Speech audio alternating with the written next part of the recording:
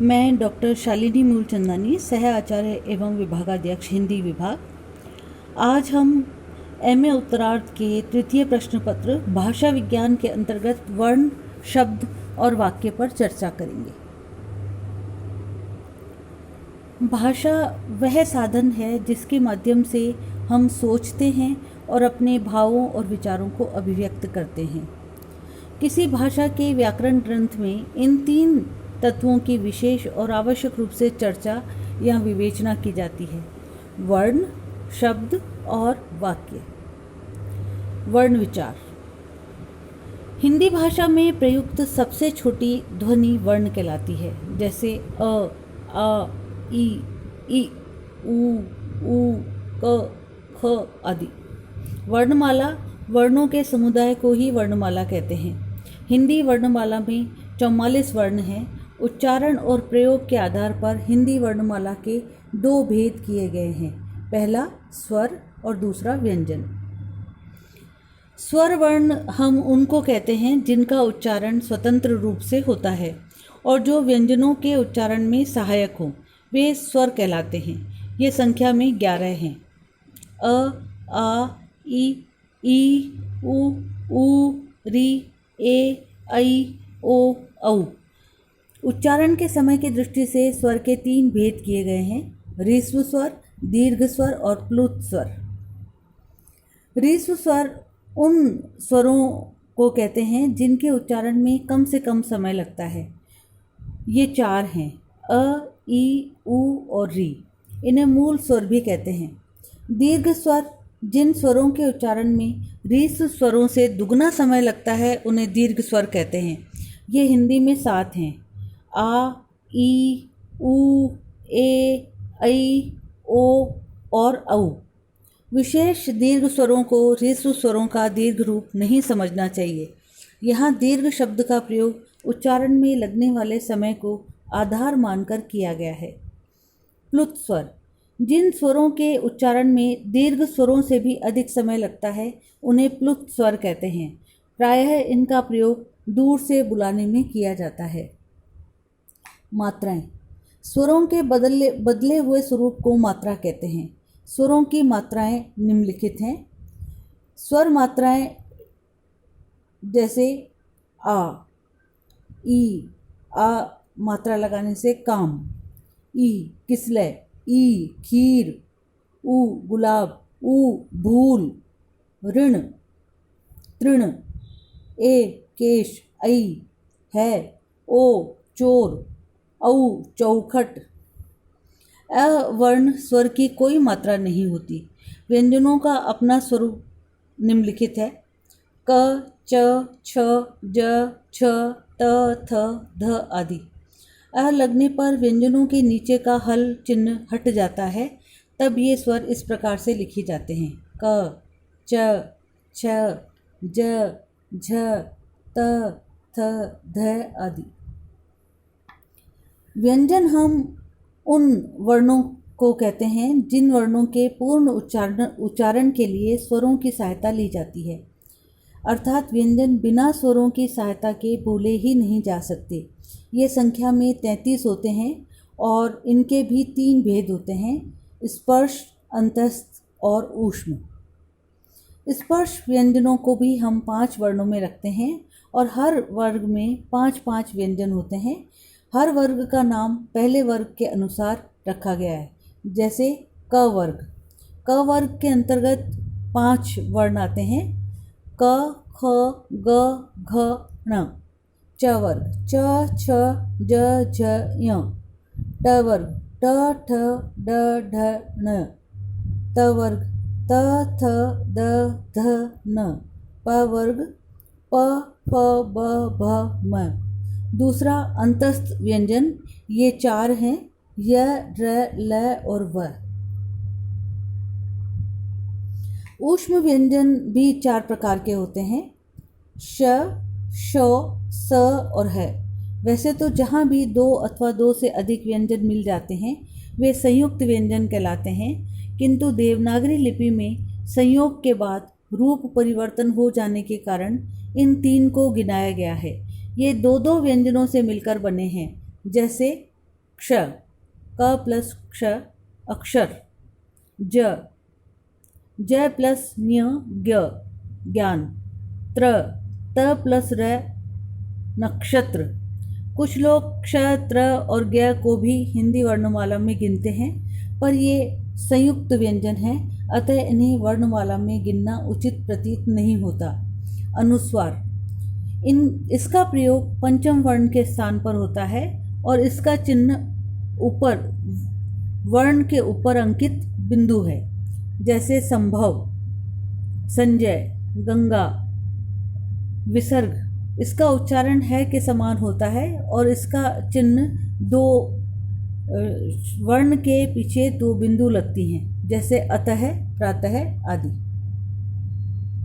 चंद्र बिंदु, जब किसी स्वर का उच्चारण नासिका और मुख दोनों से किया जाता है तब उसके ऊपर चंद्र बिंदु लगा दिया जाता है। यह अनुनासिक कहलाता है, जैसे हंसना, आँख। हिंदी वर्णमाला में 11 स्वर तथा 33 व्यंजन गिनाए जाते हैं, परंतु ड, ढ, अंग तथा अह जोड़ने पर हिंदी के वर्णों की कुल संख्या 48 हो जाती है।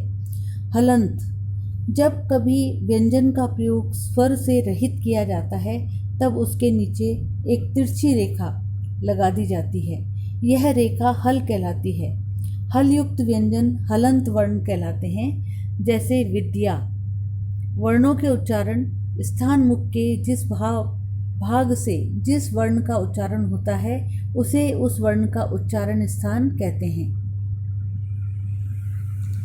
इस तालिका के माध्यम से हम आपको उच्चारण स्थान समझाएंगे।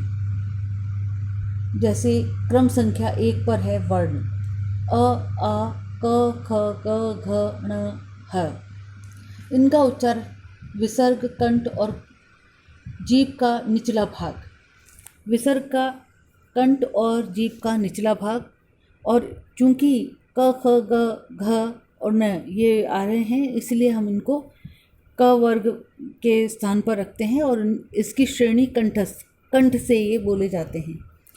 ई, च, छ, ज, झ, न्य, य और श, इनका उच्चारण तालु और जीभ से किया जाता है और इसीलिए इनको तालव्य कहा जाता है। री, ट, ठ, ड, ढ, ण, ड, ढ, र, श, मूर्धा और जीभ से इनका उच्चारण किया जाता है, इसीलिए इनको मूर्धन्य कहा जाता है। त, थ, द, ध, न, ल, स, दांत और जीभ से इसका उच्चारण किया जाता है, अतएव इन्हें दंत्य कहा जाता है। उ, प, फ, ब, भ, म, इनका उच्चारण दोनों होठों से किया जाता है, इसलिए इन्हें ओष्ठ्य श्रेणी में रखा जाता है। ए और ऐ, कंठ, तालु और जीभ से इनका उच्चारण किया जाता है, इसीलिए इन्हें कंठ और तालव्य श्रेणी में रखा जाता है। ओ और औ, दांत, जीभ और होंठों से इसका उच्चारण किया जाता है, इसीलिए इसको कंठोष्ठ्य कहा जाता है। व, दांत, जीभ और होंठों से इसका उच्चारण किया जाता है, इसीलिए इसको दंतोष्ठ श्रेणी में रखा जाता है। शब्द विचार, एक या अधिक वर्णों से बनी हुई स्वतंत्र सार्थक ध्वनि शब्द कहलाती है। जैसे एक वर्ण से निर्मित शब्द न, नहीं, व और अनेक वर्णों से निर्मित शब्द जैसे कुत्ता, शेर, कमल, नयन, प्रासाद, सर्वव्यापी, परमात्मा आदि। शब्द भेद, व्युत्पत्ति या बनावट के आधार पर शब्द भेद 3 प्रकार से शब्दों के हम भेद करते हैं। पहला है रूढ़, दूसरा है यौगिक और तीसरा है योग रूढ़ शब्द। रूढ़ शब्द ऐसे शब्दों को कहते हैं जो किन्हीं अन्य शब्दों के योग से न बने हों और किसी विशेष अर्थ को प्रकट करते हों तथा जिनके टुकड़ों का कोई अर्थ नहीं होता, वे रूढ़ कहलाते हैं। जैसे कल, पर, इनमें क, ल, प, र का टुकड़े करने पर कुछ अर्थ नहीं है, अतः ये निरर्थक हैं। दूसरा है यौगिक, जो शब्द कई सार्थक शब्दों के मेल से बने हों वे यौगिक कहलाते हैं। जैसे देवालय, देव प्लस आलय, राजपुरुष, राज प्लस पुरुष, हिमालय, हिम प्लस आलय, देवदूत, देव प्लस दूत आदि, ये सभी शब्द दो सार्थक शब्दों के मेल से बने हैं। तीसरे श्रेणी में जो शब्द आते हैं वो हैं योग रूढ़। वे शब्द जो यौगिक तो हैं किंतु सामान्य अर्थ को न प्रकट कर किसी विशेष अर्थ को प्रकट करते हैं, योग रूढ़ कहलाते हैं। जैसे पंकज, दशानन आदि। पंकज, पंक प्लस जय, कीचड़ में उत्पन्न होने वाला, सामान्य अर्थ में प्रचलित न होकर कमल के अर्थ में रूढ़ हो गया है, अतः पंकज शब्द योग रूढ़ है। इसी प्रकार दश या दस, आनन, मुख वाला, ये रावण के अर्थ में प्रसिद्ध है। विकारी शब्द, जिन शब्दों का रूप परिवर्तन होता रहता है वे विकारी शब्द कहलाते हैं। जैसे कुत्ता, कुत्ते, कुत्तों, मैं, मुझे, हमें, अच्छा, अच्छे, खाता है, खाती है, खाते हैं। इनमें संज्ञा, सर्वनाम, विशेषण और क्रिया विकारी शब्द हैं। अविकारी शब्द, जिन शब्दों के रूप में कभी कोई परिवर्तन नहीं होता वे अविकारी शब्द कहलाते हैं। जैसे यहाँ, किंतु, नित्य, और, हे, अरे आदि। इनमें क्रिया विशेषण, संबंध बोधक, समुच्चय बोधक और विस्मयादि बोधक शब्द आदि आते हैं। उत्पत्ति के आधार पर शब्द भेद चार प्रकार के होते हैं। पहला है तत्सम, जो शब्द संस्कृत भाषा से हिंदी में बिना किसी परिवर्तन के ले लिए गए हैं वे तत्सम शब्द कहलाते हैं। जैसे अग्नि, क्षेत्र, वायु, रात्रि, सूर्य आदि। तद्भव, जो शब्द रूप बदलने के बाद संस्कृत से हिंदी में आए हैं वे तद्भव कहलाते हैं। जैसे आग, अग्नि से निकला है, खेत, क्षेत्र से बना है, रात, रात्रि से बनी है, सूरज, सूर्य शब्द से बना है। तीसरे प्रकार के शब्द हैं देशज, जो शब्द क्षेत्रीय प्रभाव के कारण परिस्थिति व आवश्यकता अनुसार बनकर प्रचलित हो गए हैं वे देशज कहलाते हैं। जैसे पगड़ी, गाड़ी, थैला, पेट, खटखटाना आदि। चतुर्थ प्रकार के शब्द विदेशी या विदेशज शब्द कहे जाते हैं। विदेशी जातियों के प्रभाव से उनके भाषा के बहुत से शब्द हिंदी में प्रयुक्त होने लगे हैं। ऐसे शब्द विदेशी अथवा विदेशज कहलाते हैं। जैसे स्कूल, अनार, आम, कैंची, अचार, पुलिस, टेलीफोन, रिक्शा आदि। ऐसे कुछ विदेशी शब्दों की सूची नीचे दी जा रही है।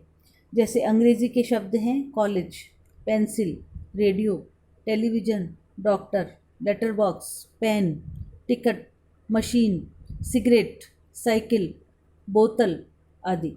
फारसी शब्द चश्मा, अनार, जमींदार, दुकान, दरबार, नमक, नमूना, बीमार, बर्फ़, रुमाल, आदमी, चुगलखोर, गंदगी, चापलूसी आदि।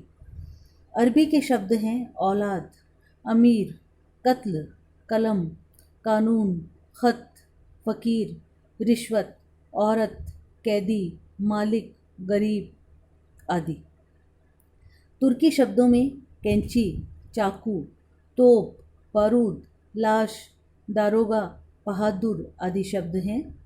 पुर्तगाली शब्दों में अचार, आलपिन, कारतूस, गमला, चाबी, तिजोरी, तौलिया, फीता, साबुन, तंबाकू, कॉफ़ी, कमीज आदि। फ्रांसीसी शब्दों में पुलिस, कार्टून, इंजीनियर, कर्फ्यू, बिगुल आदि। चीनी शब्दों में तूफ़ान, लीची, चाय, पटाखा आदि शब्द हैं। यूनानी शब्दों में टेलीफोन, टेलीग्राम, एटम, डेल्टा आदि शब्द आते हैं। जापानी शब्दों में रिक्शा आदि शब्द हैं। प्रयोग के आधार पर शब्द भेद, प्रयोग के आधार पर शब्द के 8 भेद माने गए हैं। संज्ञा, सर्वनाम, विशेषण, क्रिया, क्रिया विशेषण, संबंध बोधक, समुच्चय बोधक, विस्मयादि बोधक आदि। इन उपर्युक्त 8 प्रकार के शब्दों को भी विकार की दृष्टि से 2 भागों में बांटा जा सकता है, विकारी और अविकारी। अर्थ की दृष्टि से भी शब्द के दो भेद किए जाते हैं, सार्थक और निरर्थक। सार्थक शब्द, जिन शब्दों का कुछ न कुछ अर्थ निकलता हो वे शब्द सार्थक शब्द कहलाते हैं, जैसे रोटी, पानी, ममता, डंडा आदि। निरर्थक शब्द, जिन शब्दों का कोई अर्थ नहीं होता है वे शब्द निरर्थक कहलाते हैं, जैसे रोटी वोटी, पानी वानी, डंडा वंडा। इनमें वोटी, वानी, ठंडा, वंडा आदि निरर्थक शब्द हैं। विशेष, निरर्थक शब्दों पर व्याकरण में कोई विचार नहीं किया जाता है।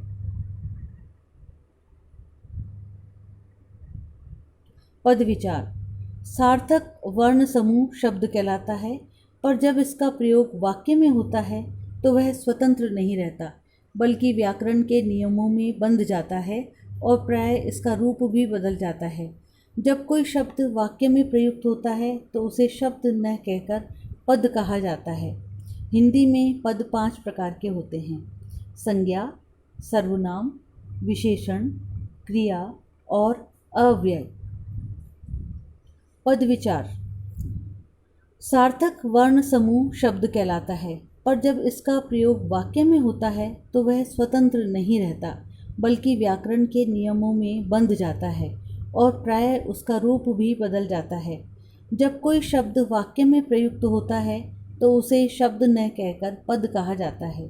हिंदी में पद 5 प्रकार के होते हैं: संज्ञा, सर्वनाम, विशेषण, क्रिया और अव्यय।